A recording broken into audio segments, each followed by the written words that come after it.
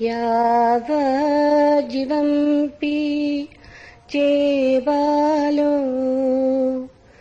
पंडितं पर्युपासते न सो धम्मं विजानोति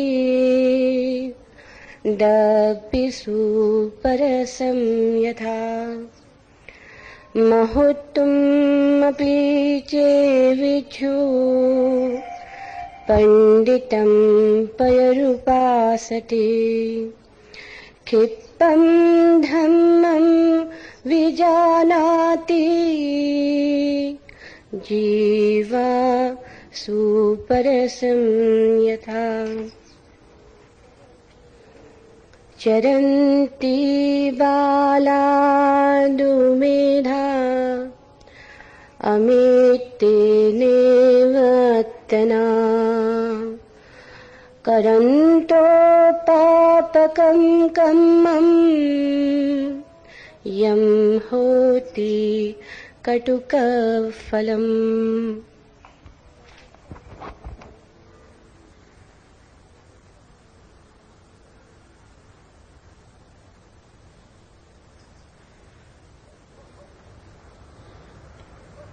आज सत्संग की कुछ बात करें। इन सूत्रों में सत्संग की ही आधारशिला है। सत्संग से ज्यादा महत्वपूर्ण कुछ और नहीं। अंधे को जैसे आंख मिल जाए या गूंगे को जवान या मुर्दा जैसे जग जाए और जीवित हो जाए, ऐसा सत्संग है। सत्संग का अर्थ है तुम्हें पता नहीं, किसी ऐसे का साथ मिल जाए जिसे पता है, तो जैसे तुम्हें ही पता हो गया, तो जैसे तुम्हारे हाथ में अंधेरे में मसाल आ गई। सत्संग का अर्थ है जैसे तुम अंधकार में हो और अचानक बिजली कौंध जाए, एक रोशनी चारों तरफ फैल जाए, फिर चाहे अंधेरा घिर जाए लेकिन तुम दोबारा वही ना हो सकोगे, तुम फिर अंधेरे में ना हो सकोगे। अब तुम जानते हो कि रास्ता है, अब तुम जानते हो कि मंजिल है। सत्संग में न केवल तुम्हें रास्ते का पता चलता है, मंजिल का पता चलता है, तुम्हें उस आदमी का भी स्वाद मिल जाता है जो मंजिल पर पहुंच गया है। तुम्हें अपने भविष्य की झलक मिलती है। तुम जो हो सकते हो उसका सपना जगता है। तुम जो नहीं हो पा रहे हो उसकी पीड़ा पैदा होती। सत्संग परम सुख भी, परम पीड़ा भी। पीड़ा कि गंवाया बहुत, पीड़ा कि अब तक व्यर्थ ही भटके, पीड़ा कि अब तक चले तो बहुत लेकिन पैर मार्ग पर ना पड़े, पीड़ा की जन्मों जन्मों में कितनी यात्रा की और इंच भर मंजिल से दूरी कम न हुई। और सुख, एक महासुख कि भला हम न पहुंचे हों, कोई और हम जैसा पहुंच गया। भला हम न पहुंचे हों लेकिन पहुंचना संभव है। भला हम न पहुंचे हों लेकिन मनुष्य पहुंच सकता है, यह भरोसा। पीड़ा बड़ी लेकिन सत्संग का सुख उससे भी बड़ा है। पीड़ा के उन्हीं कांटों के बीच सत्संग का गुलाब खिलता है, फूल खिलता है। अपने लिए तुम रोते हो लेकिन अब किसी और के लिए और किसी और में अपने भविष्य की झलक पाकर अपने लिए भी नाचते हो। सत्संग कुछ ऐसी बात है जिसका पूरब को पता है पश्चिम को पता ही नहीं।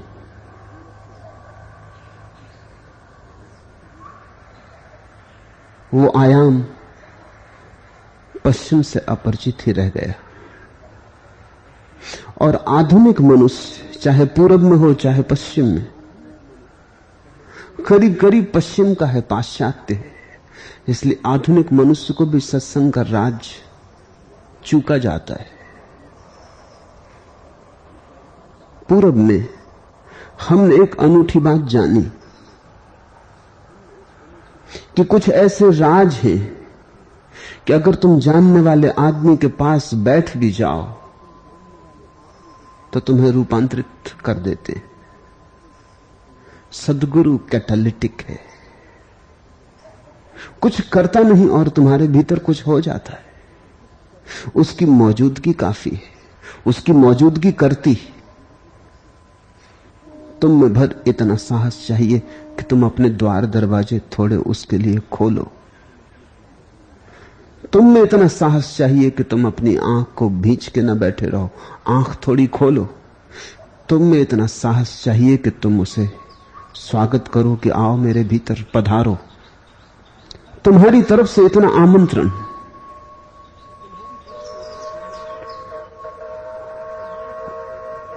और ऐसी रोशनी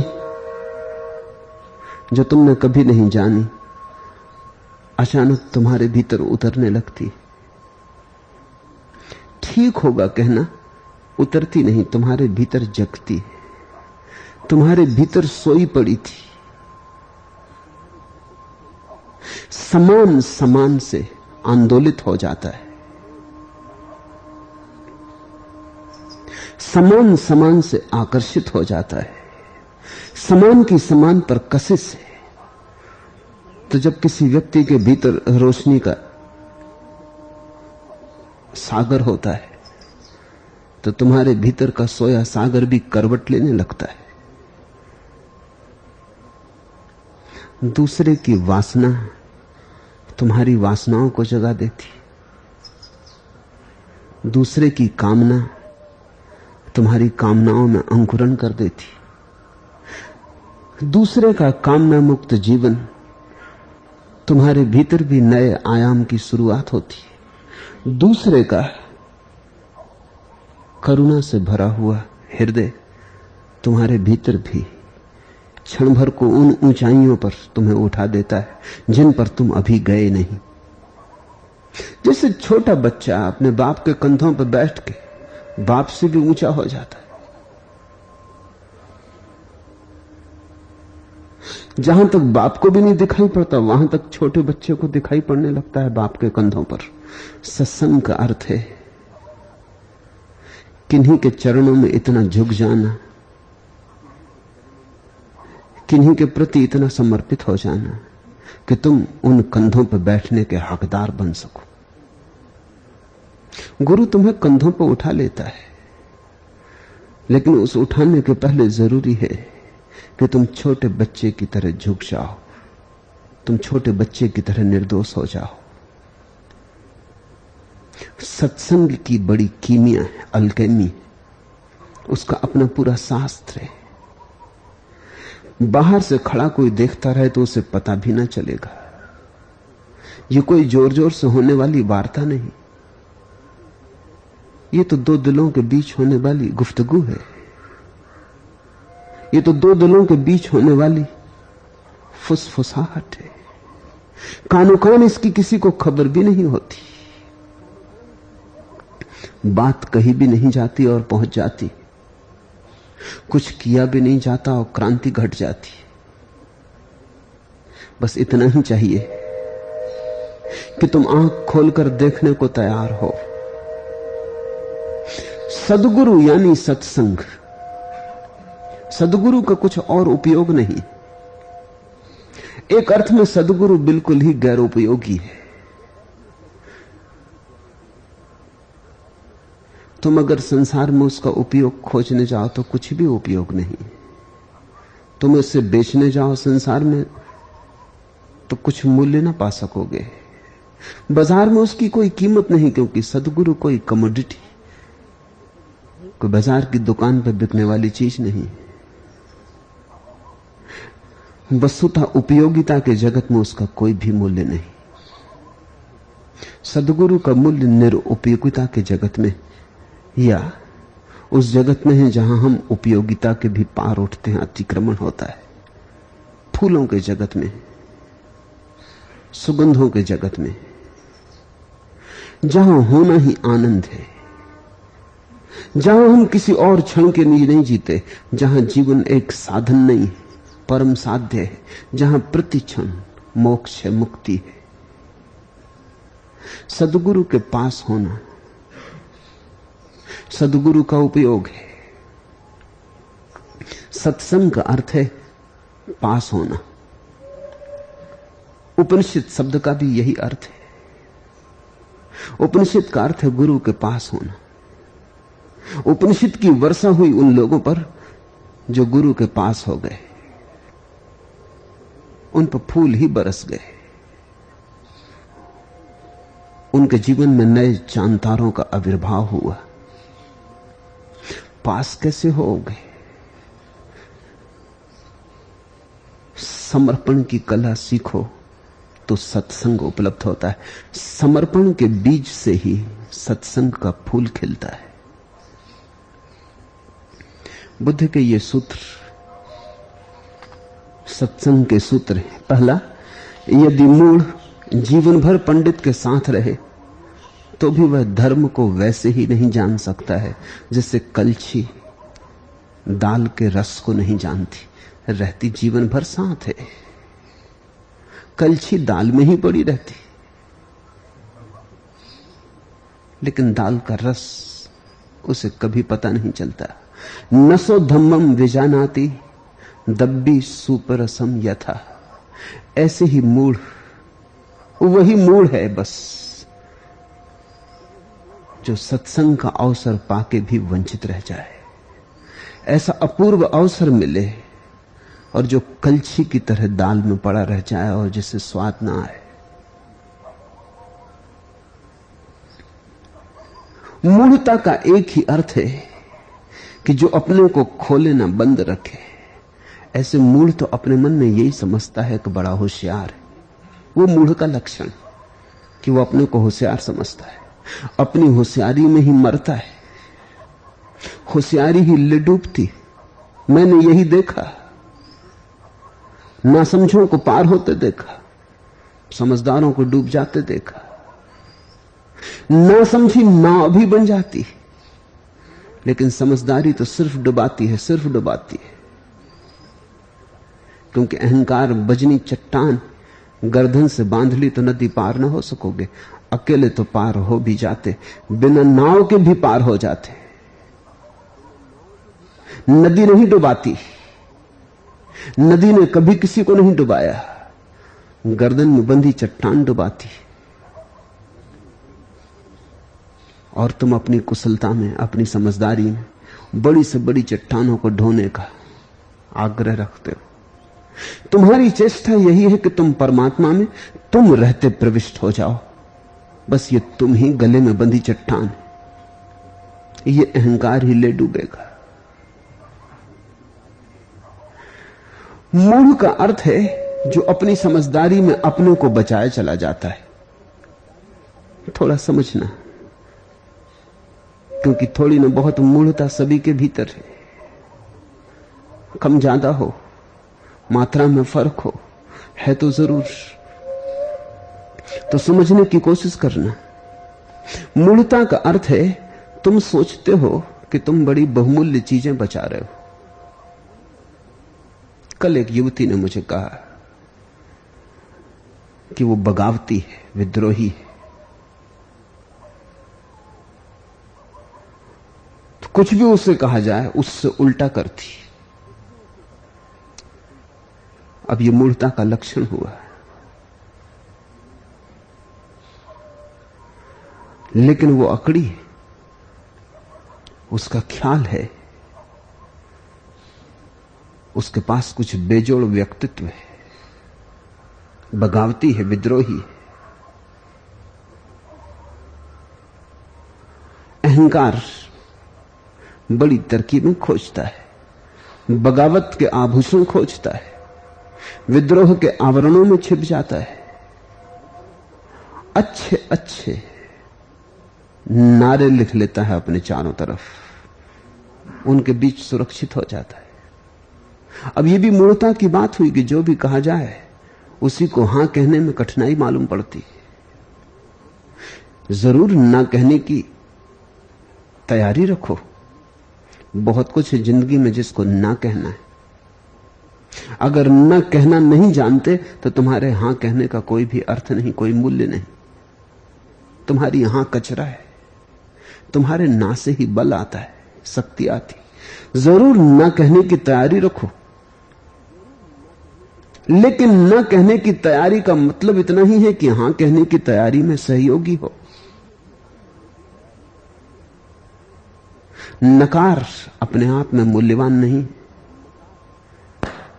जरूर घास पात को काटो, लेकिन फूलों के बीज भी बो। जरूर व्यर्थ को जलाओ, लेकिन सार्थक को संभालो भी। कंकड़ पत्थर को छोड़ो, निश्चित छोड़ना ही है, लेकिन हीरों को मत फेंक देना। ना कहो, लेकिन हर चीज के लिए ना कहोगे तब तो आत्मघात हो जाएगा। तुम्हारा इंकार बगावत न हुई, आत्महत्या हुई। जरूर ना कहो, पर तुम्हारी ना तुम्हारे अत्यंत विवेक से निकले, विद्रोह से नहीं, ना कहने के मजे से नहीं, ना कहना है इसलिए नहीं, ना कहने के लिए नहीं। हां की तलाश में बहुत ना भी कहनी पड़ेंगी। हीरों की खोज में बहुत पत्थर छोड़ने पड़ेंगे, लेकिन खोज पर नजर रहे, ध्यान विधेय पर हो। नकार का उपयोग कर लेना है। उपनिषद कहते हैं नेति नेति विधि है ब्रह्म को पाने की। ना कहना विधि है ब्रह्म को पाने की। यह भी नहीं, वह भी नहीं, लेकिन ध्यान रखना, खोजते चले जाना। ये तो ना कहना तो सिर्फ उपाय है ताकि व्यर्थ को इंकार हो जाए, सार्थक बच रहे, सार्थक में डुबकी लग जाए। अब अगर ना कहना ही जीवन की आदत हो जाए, ये जीवन की शैली बन जाए कि तुम हां कहने में असमर्थ हो जाओ, पंगु हो जाओ, कि हां तुमसे निकल ही ना सके, कि हां की गर्दन तुम घोंट दो भीतर, तो फिर तुमने आत्महत्या कर ली। ये फिर मूर्खता हो गई। फिर नहीं ने तुम्हें मारा, फिर नहीं तुम्हारी कब्र बन गई, फिर तुम नहीं का उपयोग ना कर सके। नहीं तुम्हारा उपयोग कर लिया। मत कहो इसे विद्रोह, मत कहो बगावत। बगावत बड़ी बात है, विद्रोह कीमती शब्द है। ऐसी क्षुद्रता के लिए उसका उपयोग मत करो। यह सिर्फ अहंकार है, और अहंकार मूढ़ता है। मैं तुम्हें ना कहना सिखाता हूं ताकि तुम हां कह सको किसी दिन। मैं चाहता हूं कि तुम्हारी ना इतनी प्रगाढ़ हो जाए कि जब तुम हां कहो तो तुम्हारी हां की कोई सीमा ना रहे। ना जरूर कहो ताकि हां में धार आ जाए, लेकिन ना पर ही धार मत देते रहना, अन्यथा खुद की ही गर्दन काट लोगे। कोई और ना कटेगा इससे, खुद ही कटोगे।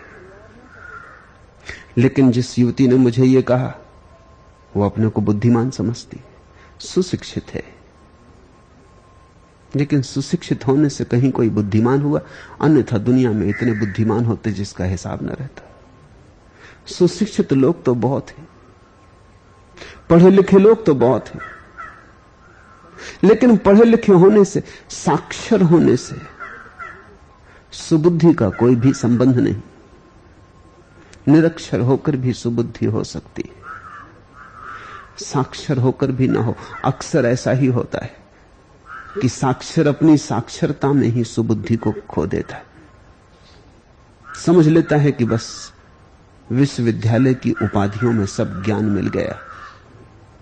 इसलिए तो संसार में बुद्धों का होना कम होता चला गया है, क्योंकि ज्ञान के नाम पर मूढ़ता ने घर बना लिए। ज्ञान के नाम पर मूढ़ता ने इतना इंतजाम कर लिया है। विश्वविद्यालयों की इतनी उपाधियां इकट्ठी कर ली हैं अपने चारों तरफ कि बुद्धत्व के जन्म की संभावना न रही। बुद्धत्व के जन्म का पहला सूत्र है अपने अज्ञान को समझना। मूढ़ वही है जो सोचता है कि ज्ञानी है, और अमूढ़ वही है जिसने समझा कि मैं अज्ञानी हूं। अमूढ़ सत्संग को उपलब्ध हो सकेगा। मूढ़ दाल में कलछी की तरह पड़ा रहे जीवन भर तो भी उसे कुछ स्वाद ना लगेगा। ऐसे लोगों को मैं जानता हूं जिनसे मेरा संबंध वर्षों का है।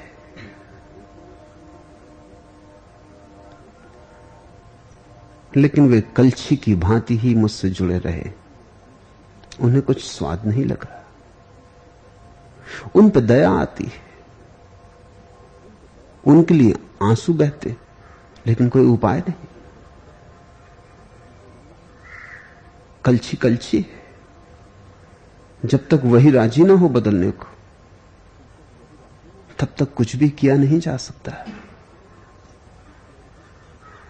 यदि मूल जीवन भर पंडित के साथ रहे तो भी वह धर्म को वैसे ही नहीं जान सकता है जैसे कलछी दाल के रस को नहीं जानती है।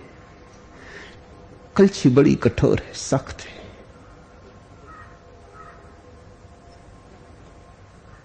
उसकी सख्ती के कारण ही संवेदना शून्य है। तुम कलछी के भांति मत रहना, सख्त मत रहना, थोड़े संवेदनशील बनो। अपने चारों तरफ एक परत को मत खड़ी करो। उस परत के कारण न तुम रो सकते हो, न तुम हंस सकते हो। उस परत के कारण तुम्हारा सब झूठा हो गया है, अप्रामाणिक हो गया है। सूरज उगता है लेकिन तुम्हें दिखाई नहीं पड़ता। फूल खिलते लेकिन तुम्हारे प्राणों से उनका कोई संबंध नहीं जुड़ता। हवाएं आती हैं लेकिन तुम्हें बिना छुए गुजर जाती। परमात्मा हजार हजार ढंग से तुम्हारे द्वार पर दस्तक देता है। तुम हजार हजार ढंग से अपने को समझा लेते हो कुछ और होगा। कोई राहगीर होगा, या कोई भिखमंगा आ गया होगा, या हवा का झोंका आया होगा। उसकी पगध्वनियां बहुत बार तुम्हारे करीब आती। तुम्हारे हृदय की धड़कन से भी ज्यादा करीब उसकी पगध्वनियां हैं। सत्य तुम्हारे तुमसे भी ज्यादा करीब है, क्योंकि सत्य तुम्हारा स्वभाव है। एस धम्मो सनातनो। लेकिन तुम अपने ऊहापोह में ऐसे उलझे हो कि जो निकटतम है, समीपतम है, वो भी सुनाई नहीं पड़ता। संवेदनशील बनो। सत्संग का पहला सूत्र है संवेदनशील बनो। अगर तुम परमात्मा की हवाओं के लिए मुक्त नहीं, अगर परमात्मा की सूरज की किरणें तुम पे पड़ती लेकिन तुम अछूते रह जाते हो, तो तुम परमात्मा के लिए भी खुले नहीं हो। और जब परमात्मा किसी सदगुरु में तुम्हारे बीच खड़ा हो जाएगा तब तुम हजार तरह की व्याख्याएं कर लोगे। तुम्हारी व्याख्याएं ही तुम्हारे और सदगुरु के बीच में दीवारें बन जाएंगी। तुम्हारे शब्द, तुम्हारी समझदारी ही तुम्हारी आंख पे पर्दा डाल देगी, और तुम वही समझ लोगे जो तुम समझ सकते थे। सत्संग वहीं चूक जाता है। वह समझो जो सदगुरु है, वह मत समझो जो तुम समझ सकते हो। अपनी समझ को थोड़ा किनारा रखो, अपनी समझ को थोड़ी बात दो। अपनी समझ को कभी कभी छोड़ भी आए घर। जहां जूते उतारते हो वहीं उसे भी उतार आए। कभी कभी बुद्धि को छोड़कर भी जियो, हृदय से ही। कभी कभी प्रेम से ही देखो, विचार से नहीं। कभी संवेदनशीलता में ऐसे डूब जाओ कि भूल ही जाओ कौन हो तुम, स्त्री या पुरुष, गरीब या अमीर, काले या गोरे, बच्चे या बूढ़े, सुंदर या कुरूप, बुद्धिमान कि बुद्धिहीन। कभी प्रेम में ऐसी डुबकी लगाओ कि ये सब कोटियां भूल ही जाएं। तुम रहो, कोई कोटि तुम्हारे आसपास ना हो, कोई लेबल न रह जाए, कोई विशेषण ना हो। हिंदू नहीं, मुसलमान नहीं, ईसाई नहीं, जैन नहीं, बस तुम खाली, निर्विकार, कोरे कागज की भांति। तत्क्षण तुम्हारे ऊपर वेद उतरने शुरू हो जाते। तुम उपलब्ध हो गए, तुम खुल गए, उपनिषदों की वर्षा होनी शुरू हो जाती। सद्गुरु जो कहना चाहता है या सद्गुरु का अस्तित्व जो कह रहा है, उसे समझने के लिए तुम्हें अपने को जरा अपने से दूर रखना ही पड़ेगा, क्योंकि वो किसी और लोक की खबर लाया है, वो गीत लाया है किसी और लोक के, वो संपदाएं लाया है अपरिचित, अनजान, अज्ञेय की। तुम जरा अपनी परख और समझ को किनारे रखो। मिस्र में एक अद्भुत फकीर हुआ झुन्नून। एक युवक ने आकर उससे पूछा, मैं भी सत्संग का आकांक्षी हूं, मुझे भी चरणों में जगह दो। झुन्नून ने उसकी तरफ देखा,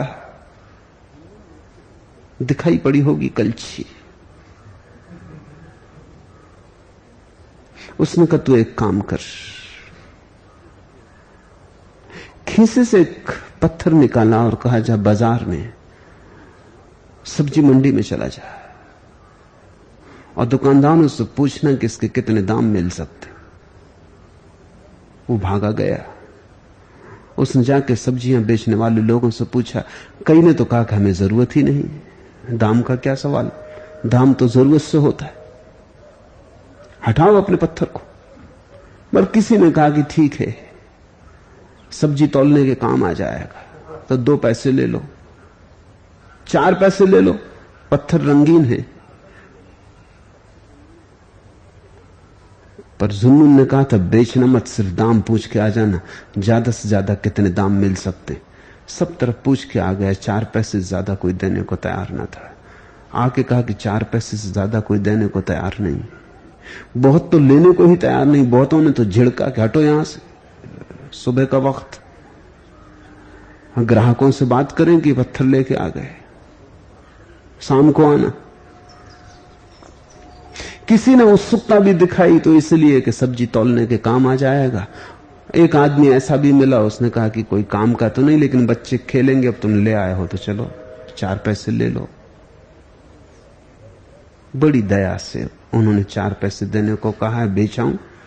गुरु ने कहा, तू ऐसा कर, सोने चांदी के बाजार में चला जा। वहां पूछा लेकिन बेचना नहीं, सिर्फ दाम पता लगाने। वो वहां गया, वो तो हैरान होकर लौटा। सोने चांदी के दुकानदार 1000 रुपए देने को तैयार थे। भरोसा ही ना आया, कहां 4 पैसे, कहां 1000 रुपए, बहुत फर्क हो गया।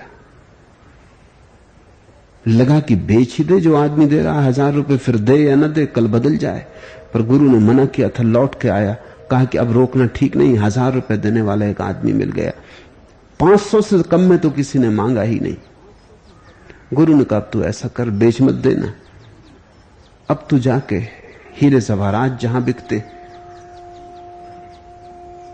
जौहरी और पारखी जहां है वहां ले जा, लेकिन बेचना नहीं है। चाहे कोई कितना ही दे और तेरे मन में कितना ही उत्साह आ जाए, बेचना भर नहीं। वहां गया तो चकित हो गया, वहां तो लोग 10 लाख रुपए तक देने को तैयार थे उस पत्थर के। वो तो पगलाने लगा, कहां 2 पैसे, कहां 10 लाख। कई बार तो मन हुआ कि बेचो और रुपए ले जाओ, अब ये आदमी पीछे दे न दे, लेकिन गुरु ने मना किया था। लौट के आया, गुरु ने पत्थर ले लिया, उसने कहा बेचना नहीं, सिर्फ तुझे ये बताने को पत्थर दिया था कि सत्य का तू आकांक्षी है, इतने से ही सत्य नहीं मिलता। पारखी भी है या नहीं, नहीं तो हम सत्य देंगे, तू 2 पैसे दाम बताएगा, तू 2 पैसे का भी ना समझेगा। पारखी हो क्या? सत्य तो है और हम देने को भी तैयार हैं, लेकिन सिर्फ इतना तेरे कह देने से कि तू आकांक्षी है काफी नहीं हल होता। क्योंकि मैं देखता हूं अकड़ तेरी भारी, पैर भी तूने झुक के छुए हैं, शरीर तो झुका, तू नहीं झुका। छू लिए हैं उपचारवश, छूने चाहिए इसलिए, और लोग भी छू रहे हैं इसलिए। झुकना ही तुझे नहीं आता है, तो जिन हीरों की यहां चर्चा है वो तो झुकने से ही उनकी परख आती है। तो पहले झुकना सीख गया। एक दूसरी दुनिया है सत्संग की, और बाहर से तुम जाके देखोगे एक सदगुरु के पास किसी को सत्संग करते, तुम्हें कुछ भी समझ में ना आएगा, क्योंकि ये भाषा और एक कंकड़ पत्थरों का मामला ही नहीं। तुम सब्जी मंडी में रहते हो, या बहुत हुआ तो सोने चांदी की दुकान चलाते हो, लेकिन ये किन्हीं और ही लोग की बातें हैं, और इनके लिए इतना झुक जाना जरूरी है कि करीब करीब मिट ही जाओ। इसलिए जीसस ने कहा है जो मिट जाएंगे वे बच जाते हैं, और जो बचाएंगे अपने को मिट जाते हैं। बचाना अपने को मूढ़ता है, फिर तुम कलछी हो जाते हो।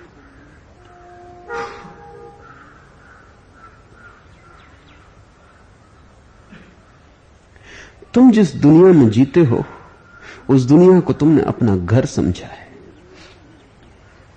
सदगुरु कहते हैं सराय,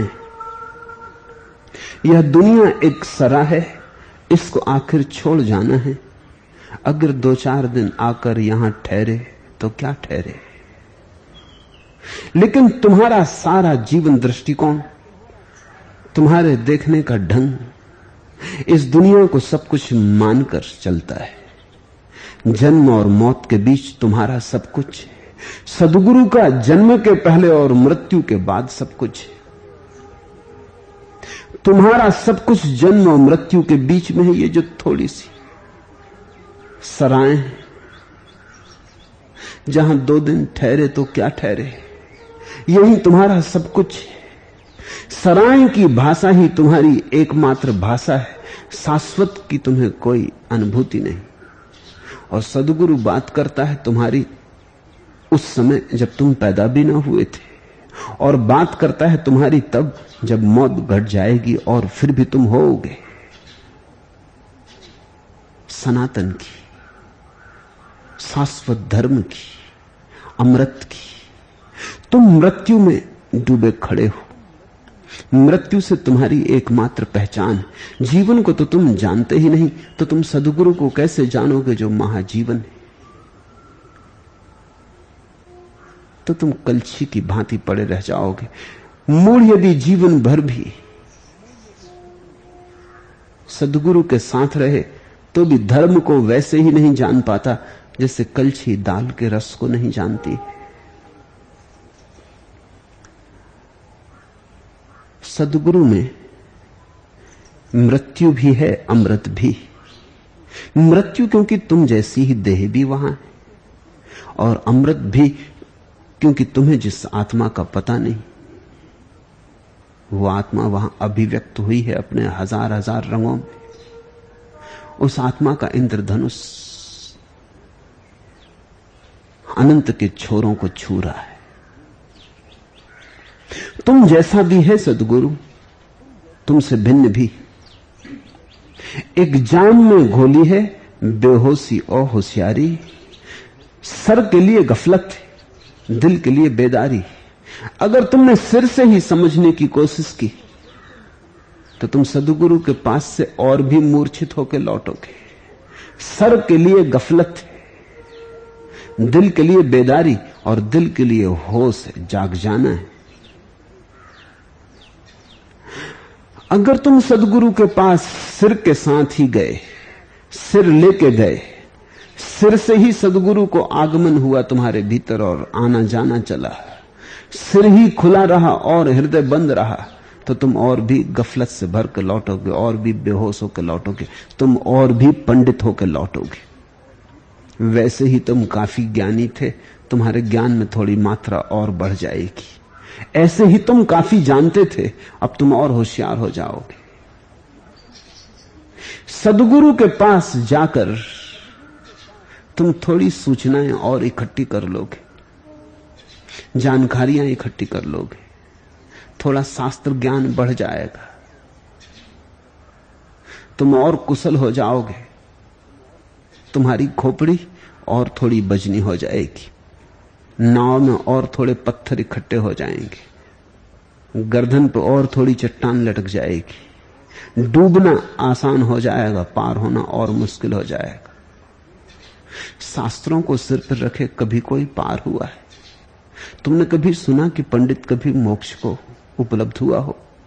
पंडित से मेरा अर्थ है जिसका सिर भारी। पंडित से मेरा वही अर्थ नहीं जो बुद्ध का। बुद्ध के समय पंडित शब्द अभी भी विकृत न हुआ था, अभी भी उसका अर्थ था प्रज्ञावान, जागा हुआ। पंडित का वही अर्थ था जो बुद्ध का अर्थ है। अब तो पंडित का अर्थ है जिसने उधार जूठन इकट्ठी कर ली है, इधर से उधर से कचरा इकट्ठा कर लिया है, कचरे की ही संपत्ति का ढेर लगा के उसके ऊपर बैठ गया है। उधार से कभी कोई पार हुआ? नगद चाहिए, अनुभव। तो अगर तुम पंडित हो तो तुम ऐसे हो जैसे चिकना घड़ा हो, वर्षा होती है छूता नहीं, सब बह जाता है।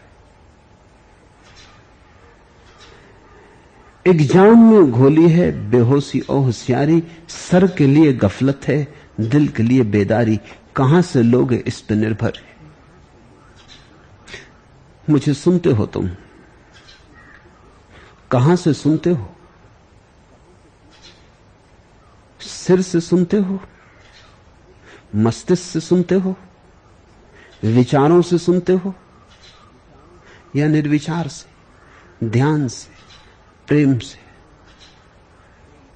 श्रद्धा का द्वार खोलते हो मेरे लिए या विचार का? अपने भीतर देखना, दोनों झरोखे संभव है और दोनों का स्वाद अलग अलग। अगर सिर से तुम सुनते हो तो तुम धीरे धीरे जानकार होते चले जाओगे, लेकिन अगर हृदय से तुम सुनते हो तो तुम धीरे धीरे और भी अपने अज्ञान से भरते चले जाओगे, विनम्र होगे, जानोगे कुछ भी तो जानता नहीं, चुप होने लगोगे, मौन होने लगोगे, अवाक रह जाओगे, ठिठकोगे, और उसी अवाक रह जाने में समझ का जन्म है। समझदारी में नहीं, ना समझी के बोध में समझ का जन्म है।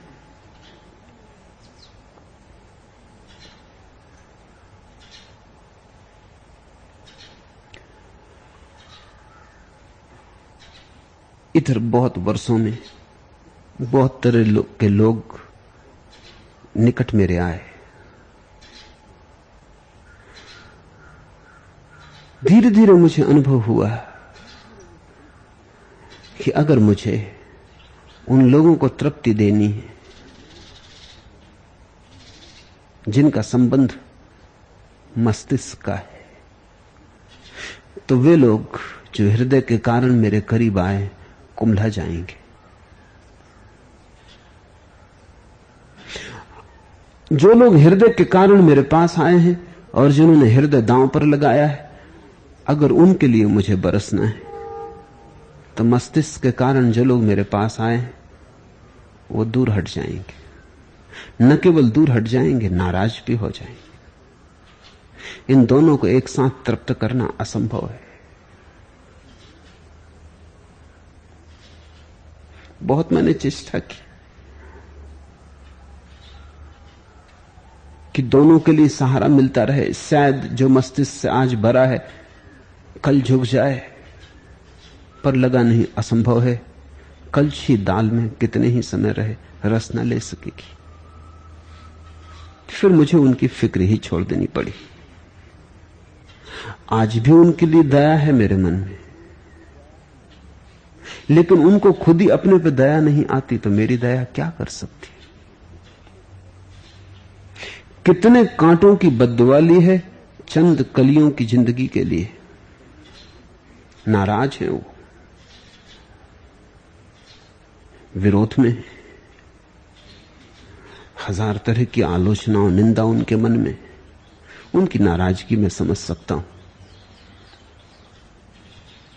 लेकिन यह सौदा करने जैसा लगा। कितने कांटों की बद्दुआ ली है चंद कलियों की जिंदगी के लिए। ये करने जैसा लगा। एक कली भी खिल जाए और हजार कांटे गालियां देते रहे, क्या फर्क पड़ता है? कोई हर्ज नहीं। इतना तो तय है कि कांटे न खिलते। हाँ, उन पर ज्यादा ध्यान देने से हो सकता था ये कली न खिल पाती। तो अब तो मेरा संबंध सिर्फ उनसे है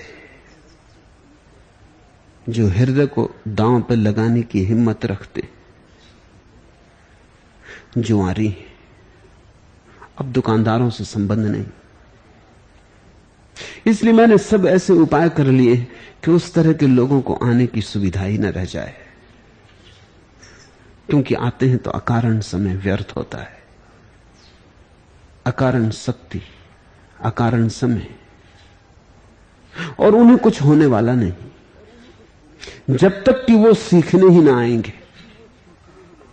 अब विद्यार्थियों में मेरी उत्सुकता नहीं है, केवल शिष्यों में। और फर्क यही है कि विद्यार्थी ज्ञान लेने आता है, शिष्य जीवन लेने। विद्यार्थी कुछ जानकारी बढ़ जाए तृप्त, थोड़ी उसकी संपदा समझ की बढ़ जाए काफी। शिष्य अपने को मिटाने आता है, शिष्य पुनर्जीवन के लिए आता है, शिष्य मरने और जीने की तैयारी लेके आता है। शिष्य चुनौती स्वीकार करता है सद्गुरु की, शिष्य सत्संग के लिए आता है, विद्यार्थी शिक्षित होने के लिए। मेरे पास लोग आते हैं, वो कहते हैं यदि हम सन्यास न लें तो क्या आपका प्रसाद हमें न मिलेगा? मैं उनसे कहता हूं मेरा तो प्रसाद मिलेगा, लेकिन तुम न ले पाओगे। सवाल मेरे देने का नहीं है, सवाल तुम्हारे लेने का है। सन्यास तो केवल एक भाव मुद्रा है, एक गेस्चर कि तुम तैयार हो, कि तुम मेरे साथ पागल होने को तैयार हो,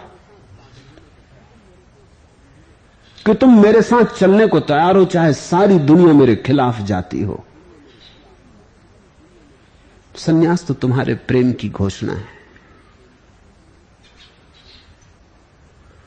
सन्यास तो तुम्हारे इस निर्णय की सूचना है कि सारी दुनिया के मुकाबले तुम मुझे चुनते हो। मैं तो उन्हें भी देने को तैयार हूं जो सन्यासी नहीं, लेकिन उनकी लेने की तैयारी नहीं। वो लेना चाहते हैं, पर उनकी एक शर्त है, वो जैसे हैं वैसे ही रहें, और लेना चाहते तब सिर से उनका संबंध बनेगा, हृदय से नहीं। यदि विज्ञ पुरुष मुहूर्त भर भी पंडित के साथ रहे तो वो तत्काल धर्म को उस प्रकार जान लेता है जिस प्रकार जिह्वा दाल के रस को जान लेती। बड़े सीधे सरल वचन है बुद्ध के, कलछी और जीभ। विज्ञ पुरुष मुहूर्त भर भी, क्षण भर भी, पल भर भी सत्संग कर ले, सदगुरु के पास हो ले, तो तत्काल धर्म को उसी प्रकार जान लेता है। तत्काल, तत्क्षण। जैसे जिह्वा दाल के रस को जान लेती है। क्षिप्पम धम्मम विजानाति जिह्वा सूप रसम यथा। जीव की खूबी क्या है? वैसी ही कुछ खूबी शिष्य की है। पहले तो जीव और कलछी में फर्क है। कलछी मृत है, जीव जीवित है। बुद्धि मृत है, हृदय जीवित है।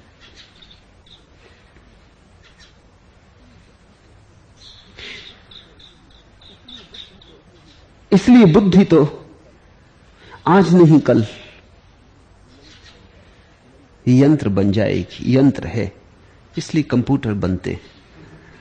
और जल्दी ही आदमी के मस्तिष्क से ज्यादा काम नहीं लिया जाएगा, जरूरत ना रहेगी, क्योंकि बेहतर मशीनें होंगी, कम भूल चूक करने वाली मशीनें होंगी। मैंने सुना है कि कंप्यूटर, बड़े से बड़ा कंप्यूटर जो अभी पृथ्वी पर है, एक सुबह वैज्ञानिक चकित हुए। उससे जो निष्कर्ष आया था वो हैरान हुए, अवाक रह गए। उनमें से एक वैज्ञानिक ने कहा, इस तरह की भूल करने के लिए 2000 वैज्ञानिक अगर 5000 साल तक कोशिश करें तभी हो सकती। इस तरह की भूल।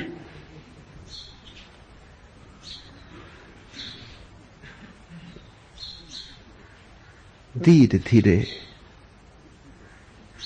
बुद्धि तो कंप्यूटर के साथ पहुंच जा रही है। आदमी से भूल चूक होती, कंप्यूटर भूल भी नहीं करेगा।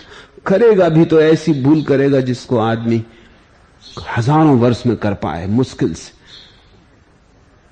असंभव जैसी बात करेगा। नहीं तो नहीं होगी भूल। आज नहीं कल छोटे कंप्यूटर हो जाएंगे जिन्हें तुम अपने खीसे में रख के चल सकोगे, तो तुम्हें सिर में इतना बोझ लेके चलने की जरूरत न रह जाएगी। कंप्यूटर से तुम पूछ सकते हो कि फला फला उपनिषद में फला फला पेज पर क्या है, वो फौरन जवाब दे देगा। तुम्हें कंठस्थ करने की जरूरत क्या? अभी भी यही कर रहे हो तुम। जिसको तुम पंडित कहते हो वो कंप्यूटर है, उसने कंठस्थ कर लिया है, उसने रट लिया है। ये रटन तो मशीन भी कर सकती है। मस्तिष्क मुर्दा है,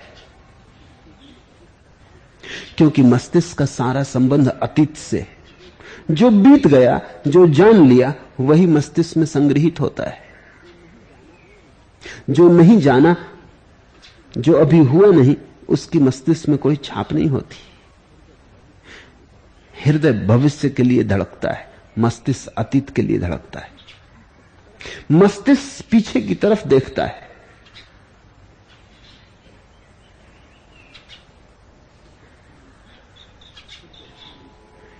हृदय आगे की तरफ, जो होने वाला है।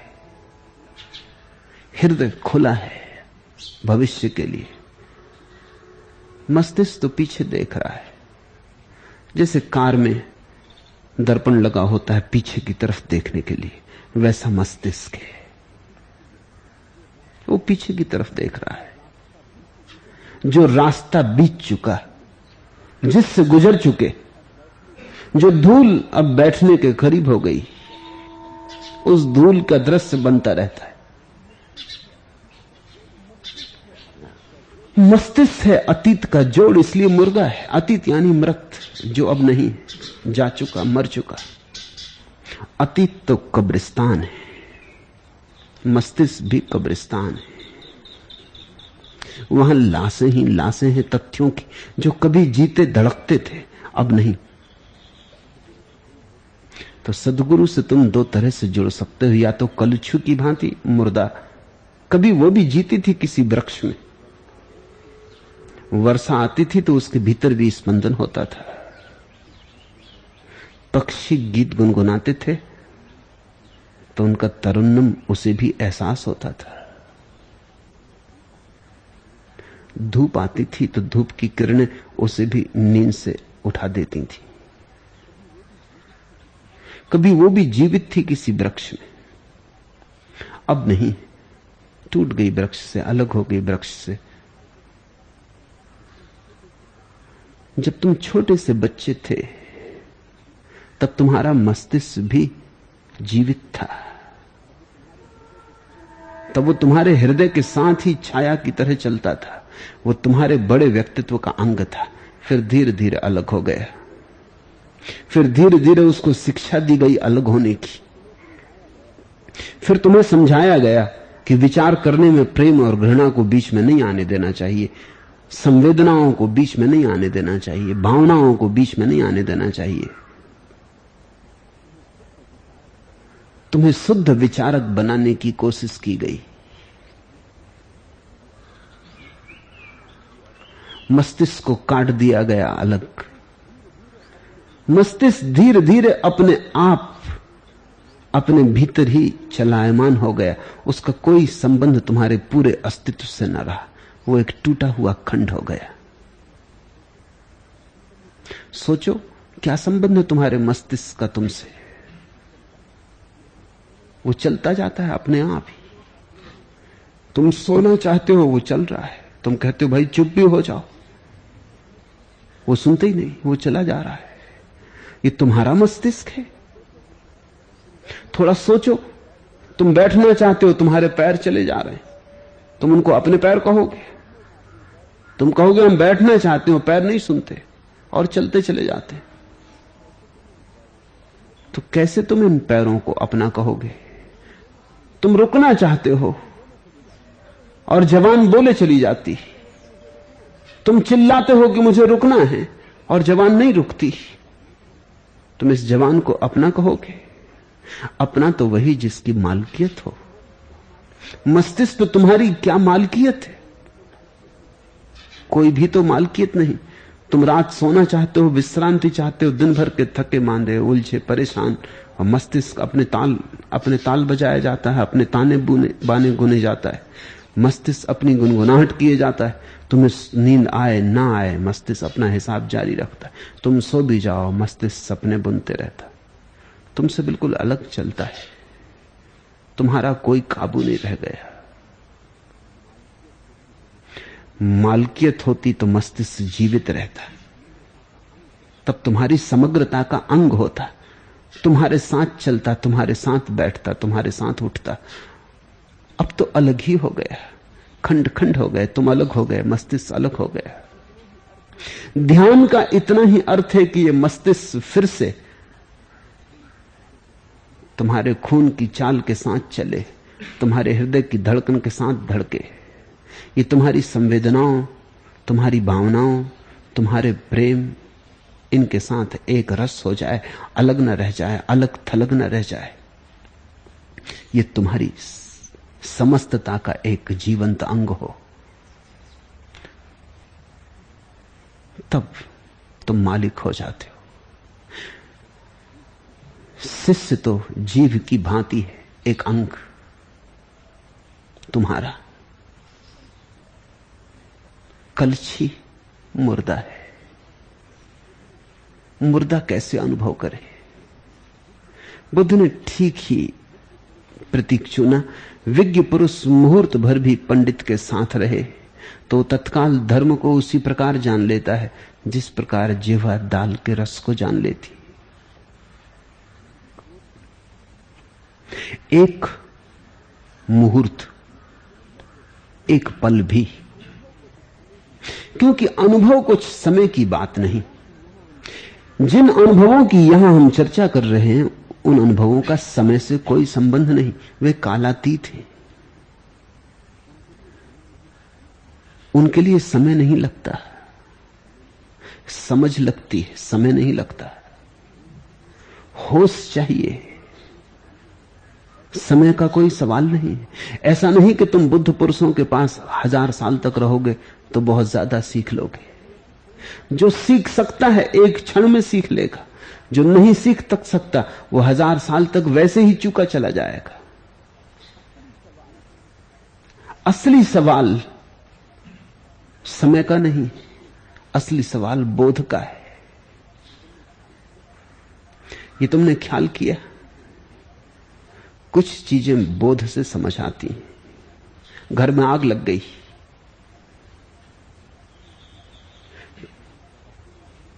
तुम छलांग लगा के भाग निकलते हो,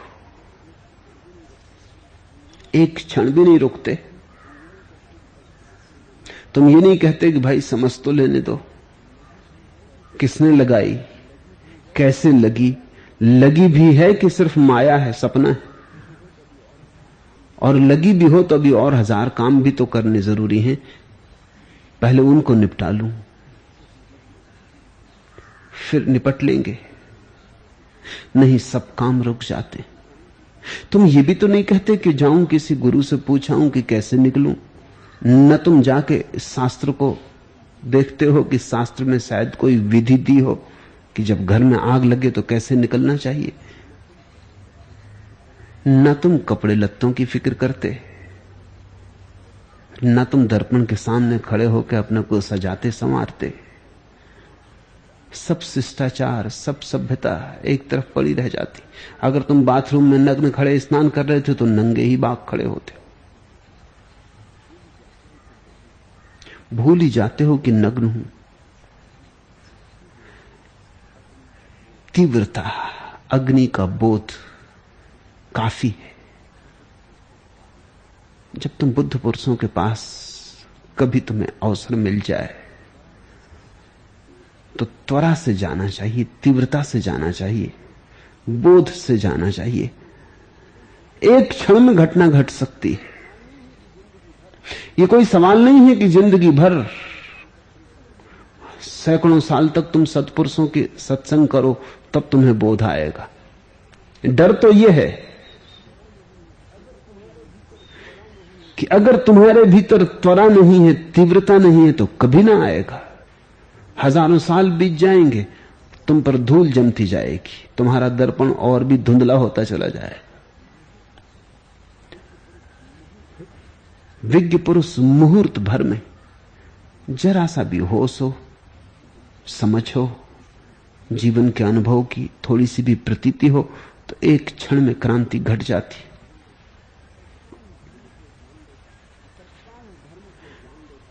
तत्काल धर्म को जान लेता है उसी प्रकार जैसे जिह्वा दाल के रस को जान लेती।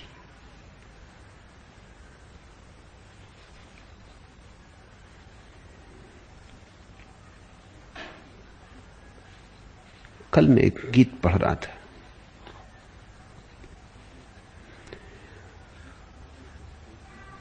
गीतकार ने तो प्रेसी के लिए लिखा है। गीतकार उससे बड़े प्रेम को जानते भी नहीं, लेकिन शब्द महत्वपूर्ण है और परमात्मा के खोजियों के काम में भी आ सकते हैं। रात यूं दिल में तेरी खोई हुई याद आई, जैसे वीराने में चुपके से बाहर आ जाए, जैसे सहराओं में हौले से चले वादे नसीम, जैसे बीमार को बेबसे करार आ जाए। एक क्षण में घटती है बात, तेरी खोई हुई याद आई। सत्पुरुष के पास किसी और की याद तुम्हें नहीं आती, अपनी ही खोई हुई याद आती। सत्पुरुष के पास जैसे तुम दर्पण के सामने खड़े हो गए, जैसे तुमने कभी दर्पण न देखा हो तो तुम्हें अपने चेहरे की कोई खबर ना होगी। सत्पुरुष के सामने खड़े होकर जैसे तुम दर्पण के सामने आ गए, अचानक अपना चेहरा पहचाना, कभी ना जाना था, तत्क्षण याद आ गई। और याद ऐसी जैसे वीराने में चुपके से बाहर आ जाए, पता भी ना चले, पग ध्वनि भी ना हो, चुपके से वीराने में बाहर आ जाए, जैसे सहराओं में हौले से चले वादे नसीम, जैसे मरुस्थलों में जहां कोई सुबह की ठंडी हवा चलने का सवाल नहीं, अचानक अकारण शीतल हवा का झोंका आ जाए। जिसे तुम जिंदगी कहते हो वो अभी मरुस्थल जैसी है, जिसे तुम जिंदगी कहते हो वह भी एक वीरान है। जिसे तुम अभी जिंदगी कहते हो उसमें तुमने पतझड़ ही जाने, वसंत नहीं। दोपहर की जलती लपटें जानी, सुबह की शीतल हवा नहीं। जैसे वीराने में चुपके से बाहर आ जाए, जैसे सहराओं में हौले से चले वादे नसीम, और जैसे बीमार को बेवजह करार आ जाए। जैसे कोई आदमी बीमार पड़ा है और कोई कारण नहीं है, अचानक उठ के बैठ जाए, अचानक स्वास्थ्य की एक लहर आ जाए, बेवजह करार आ जाए। सत्पुरुष के सत्संग में जो घटता है बेवजह है, उसका कोई कारण नहीं, क्योंकि तुम बिल्कुल तैयार न थे। तुमने कभी सपने में भी न सोचा था कि तुम्हारे इस मरुस्थल में अचानक चुपचाप शीतल हवाओं का आगमन हो जाएगा। तुमने कभी विचारा भी न था कि तुम्हारे पतझड़ में वसंत बिना आवाज किए, बिना पगध्वनि किए उतर आएगा। तुमने कभी सोचा न था, तुम तो करीब करीब राजी ही हो गए थे। तुमने तो करीब करीब मान लिया था कि यही जिंदगी है, बस यही जिंदगी है। तुमने तो स्वीकार कर लिया था जिंदगी का ये रूखा सूखापन, फूल रहित फल रहित। तुमने तो मान ही लिया था इस घसटिन का नाम ही जिंदगी है। तुमने तो इस व्यर्थ की दौड़धाप आपाधापी को ही जिंदगी स्वीकार कर लिया था। लेकिन किसी सद्गुरु के पास अचानक तुम्हें याद आती, जिसे तुमने जिंदगी कहा, वो तो जिंदगी का प्रारंभ भी नहीं, वो तो जिंदगी की भूमिका भी नहीं, वो तो जिंदगी का आवासा भी नहीं। तुमने जिससे जिंदगी समझा, वो तो मौत का ही छिपा हुआ रूप थी। भूल हो गई, भ्रांति में रहे। ये एक क्षण में हो जाता है, जैसे कोई तुम्हें सोए से झकझोर के जगा दे, आंख खुल जाए। ऐसा ही सत्संग है। लेकिन तुम संवेदनशील हो तो यह हो पाता है। तुम जीभ की तरह संवेदनशील हो तो यह हो पाता है। लोग इतने कठोर क्यों हो गए, कलछुइयां क्यों हो गए? लोगों को एक और बड़ा भ्रांत ख्याल है कि कठोरता में सुरक्षा है। लोग सोचते हैं अगर कठोर न हुए तो असुरक्षित हो जाएंगे, हर कोई दबा देगा, हर कोई छाती पे बैठ जाएगा। तो लोग कठोर हो गए हैं ताकि सुरक्षित हो जाएं। हालत बिल्कुल उल्टी। तुमने कभी गौर किया? दांत कठोर है, धीरे धीरे गिर जाते। जीभ कठोर नहीं, कभी गिरती नहीं, अंत तक साथ बनी रहती। जीभ इतनी कोमल है और 32 कठोर दांतों के बीच बनी रहती। दांत आते हैं और चले जाते हैं, जीभ सुरक्षित है। संवेदनशीलता में सुरक्षा है, क्योंकि संवेदनशीलता में जीवन है। घबराना मत संवेदनशील होने से, और अपने को कठोर मत कर लेना, अकड़ा मत लेना, क्योंकि उसी अकड़ने में असुरक्षा है। मरने लगे तुम, मरने में नहीं सुरक्षा हो सकती, ज्यादा जीवंत होने में सुरक्षा है।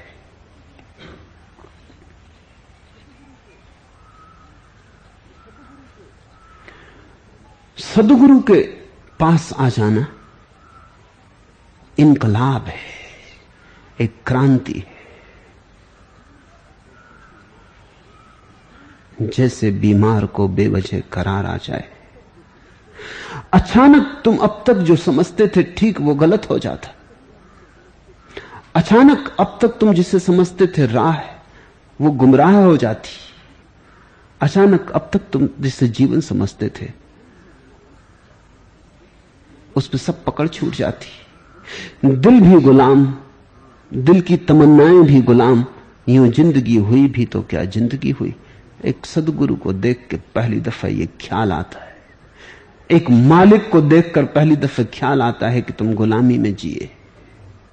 डायोजनीस को पकड़ लिया था कुछ डाकुओं ने और उसे बेचने बाजार में ले गए। तब तो दुनिया में गुलाम होते थे और गुलाम बेचे जाते थे। डायोजनीस को तख्ती पे खड़ा किया गया बोली लगाए जाने के लिए। बड़ा शानदार आदमी था, नग्न, उसकी शान देखे बनती थी। वहां बड़े धनपति आए थे गुलामों को खरीदने, लेकिन उन धनपतियों में किसी के भी चेहरे पे ये शान न थी, ये गरिमा न थी। लोग झेपे झेपे से मालूम हो रहे थे इस गुलाम को देखकर। और जैसे ही बोली लगाने वाला बोली लगाने को था, डायोजनीस ने चारों तरफ नजर डाली। वो उस तख्त पे ऐसे खड़ा था जैसे कि सम्राट हो, और उसने कहा, ठहरो, ये जो सामने आदमी खड़ा है कौन? उस बोली लगाने वाले ने कहा कि ये इस नगर का सबसे बड़ा धनपति है। डायोजनीस ने कहा कि इस गुलाम को इस मालिक की जरूरत है, मुझे इसी के हाथ बेच डालो। इस गुलाम को मुझ मालिक की जरूरत है।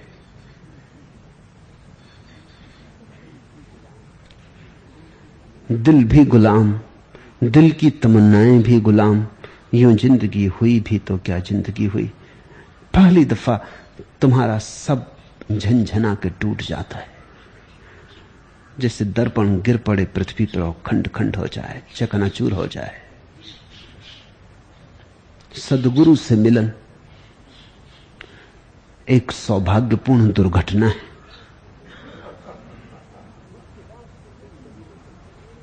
उसके बाद फिर तुम वही ना हो सकोगे। फिर तुम लाख बटोरो उन टुकड़ों को, टूटे हुए शीशे के टुकड़ों को, फिर तुम अपनी तस्वीर दोबारा जमा ना पाओगे। अब तो तुम्हें नया होना ही पड़ेगा। लेकिन यह उन्हीं के लिए हो पाता है जो संवेदनशील है, वे ही शिष्यत्व को उपलब्ध होते हैं। दुर्बुद्धि मूढ़जन अपना शत्रु आप होकर आप कर्म करते हुए विचरण करते हैं, पाप कर्म करते हुए विचरण करते हैं, जिसका फल कड़वा होता है। चरंती बाला दुमेधा अमित्यनेव अत्तना।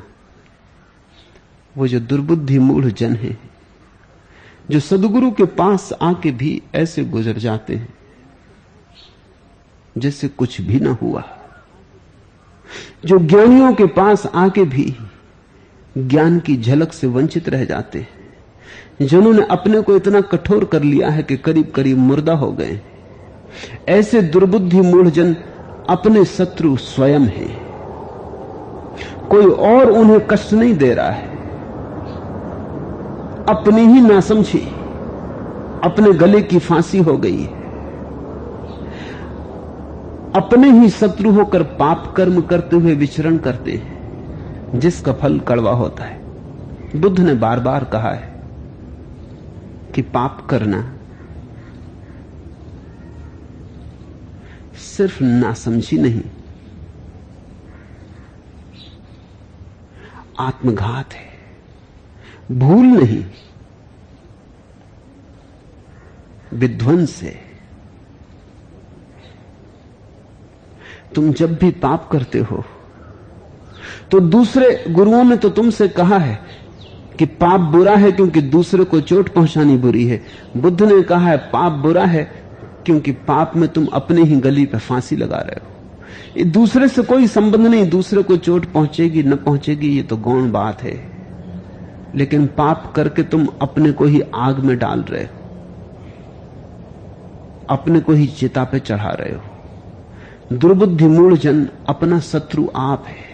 बुद्ध ने कहा है तुम अपने ही मित्र हो अगर संवेदनशील समझपूर्वक जियो, अपने ही शत्रु हो अगर दुर्बुद्धि से मूढ़ता से कठोर होकर जियो।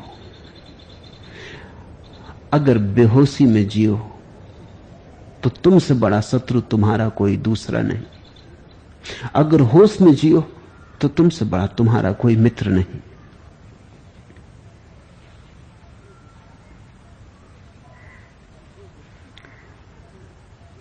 जो व्यक्ति भी पाप करता है, पाप करने के कारण कोई उसे दंड देता है ऐसा नहीं। पाप करने के कारण वो जीवन के सनातन नियम से दूर पड़ता जाता, वो दूरी ही कष्ट ले आती। जितना सनातन नियम से दूर पड़ता है, जितना दूर जाता है, उतनी ही ठंडक खोती चली जाती, जीवन उष्ण होता चला जाता, आग की लपटें पकड़ने लगती। जो भी सनातन नियम से दूर हटेगा वो अपने हाथ अपने रास्ते पर कांटे बो रहा है। कोई दूसरा दंड नहीं देता, कोई दूसरा नियंता नहीं है। वो जो जीवन का परम नियम है, जिसको बुद्ध धर्म कहते हैं, उसके पास होने में सुख है, दूर होने में दुख है। उसके साथ एक हो जाने में महासुख है, उसके साथ बहुत दूर पड़ जाने में महादुख है। नरक यानी परम नियम से फासला, स्वर्ग यानी निकटता।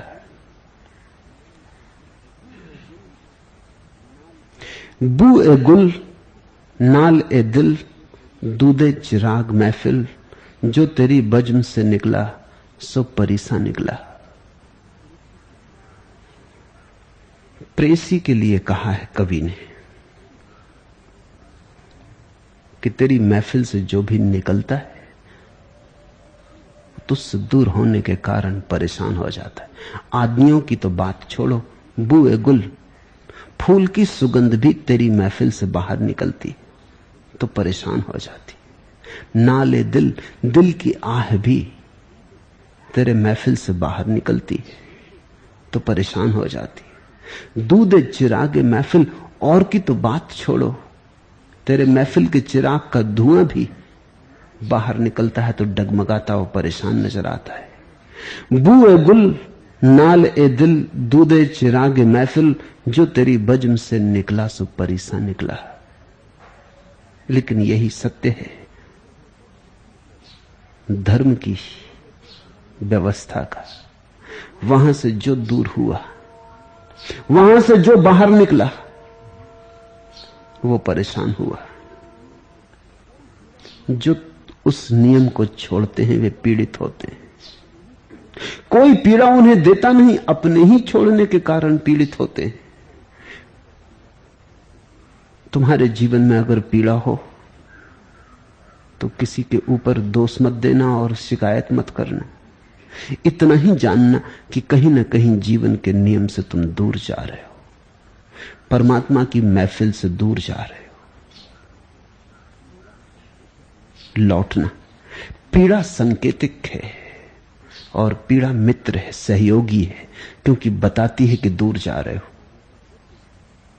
पीड़ा को थर्मामीटर समझना, वो खबर देती है कि हट रहे हो दूर, पास आ जाओ। जब भी दुख हो तो अपने जीवन की फिर परीक्षा करना। जब भी दुख हो अपने जीवन का फिर निदान करना, फिर विश्लेषण करना। जरूर कहीं तुम्हारे पैर कहीं गलत पड़े हैं तो मंदिर से दूर गए हो।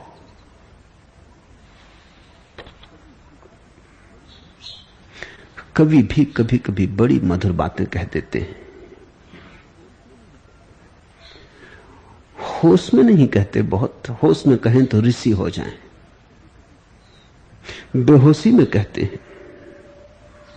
लेकिन कभी कभी बेहोशी में भी झलकें पा लेते हैं उस परम सत्य की। कवि और ऋषि का यही फर्क है। ऋषि होश में कहते हैं, कवि बेहोश में कहते हैं। ऋषि वहां पहुंच के कहते हैं, कवियों को वहां की झलक दूर से सपनों में मिलती है।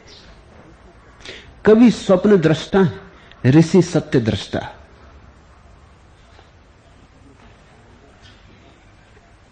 ये मसाइले तसव्वुफ, ये तेरा बयान गालिब, तुझे हम बलि समझते जो न बादा खार होता। ये मसाइले तसव्वुफ, ईश्वरी प्रेम की ये अद्भुत बातें कि वेद ईर्षा करें, ये मसाइले तसव्वुफ सूफियाना बातें, ये मस्ती की बातें, ये तेरा बयान गालिब और तेरा कहने का ये अनूठा ढंग कि उपनिषद शर्मा जाएं। तुझे हम बलि समझते जो न बादा खार होता। अगर शराब न पीता होता तो लोग तुझे सिद्ध पुरुष समझते। उतनी भूल हो गई। ये बातें तो ठीक थी, ये बातें बड़ी कीमती थी, जरा शराब की बू थी बस।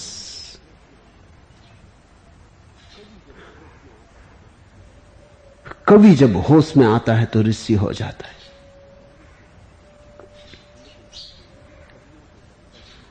लेकिन कवियों के वक्तव्य तुम्हारे लिए सहयोगी हो सकते हैं, क्योंकि ऋषि तो तुमसे बहुत दूर,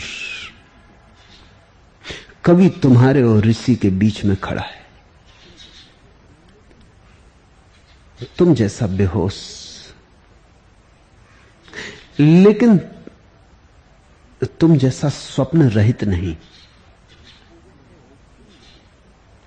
ऋषियों जैसा होशपूर्ण नहीं, लेकिन ऋषियों ने जो खुली आंख देखा है उसे वो बंद आंख के सपने में देख लेता है। कवि कड़ी है। ये मसाइले तसव्वुफ, ये तेरा बयान गालिब, तुझे हम बलि समझते जो न बादा खार होता। इसलिए कभी कभी ऋषियों को समझने के लिए कवियों की सीढ़ियों पर चढ़ जाना उपयोगी है,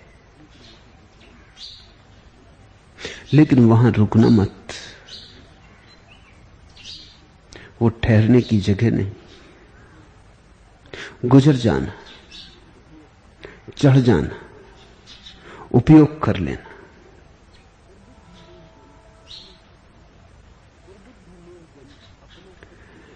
दुर्बुद्धि मूढ़ जन अपना शत्रु होकर जीता है।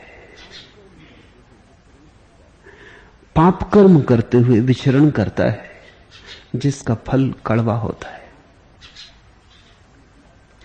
पाप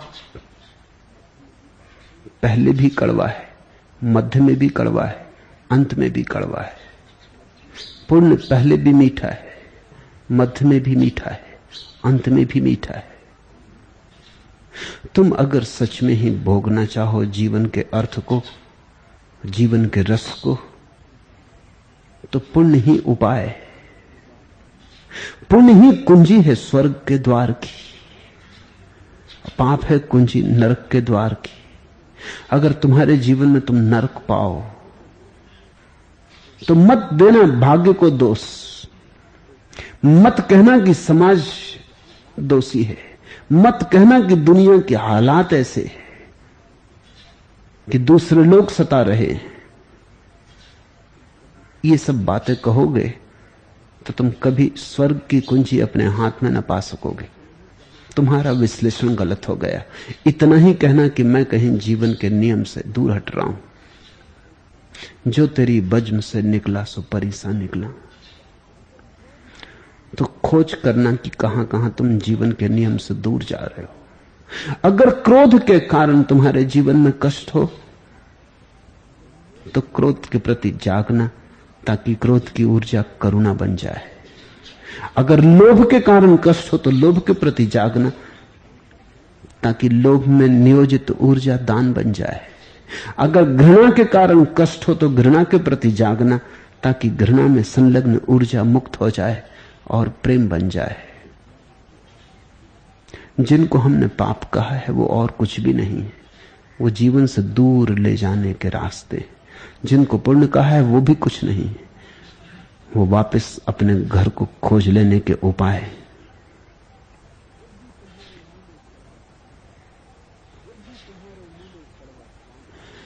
जब भी तुम्हारे मुंह में कड़वा स्वाद आए, कड़वाहट फैले,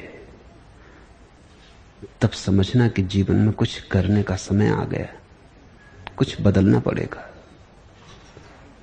और इसमें देर मत करना, क्योंकि देर में एक खतरा है, धीरे धीरे कड़वाहट कम मालूम होने लगेगी। अगर तुम झूठ रोज रोज बोलते ही गए तो पहले दिन जितना कड़वा होता है दूसरे दिन उतना कड़वा नहीं होता, तीसरे दिन और भी कड़वा नहीं होता।